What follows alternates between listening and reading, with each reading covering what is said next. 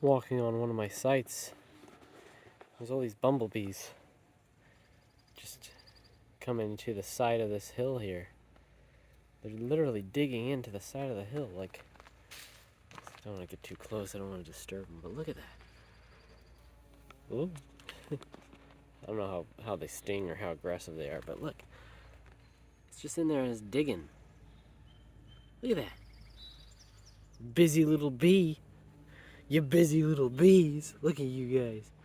They're kind of cute, honestly. Wow. Nature. It's marvelous. And here we have the Russell-backed palm fern. Makes a great tea. Up here we got an Albus fern pine. Solid wood. You decrepit. Look at you. You should be ashamed. Oxwood fir. Beautiful grain. Look at it. Judging by the rings on this one, you could tell it's about 3 million years old. Wonderful. Check this out, guys. Here we have a lily-licked spinewood. Wonderful year. A bear's been through here.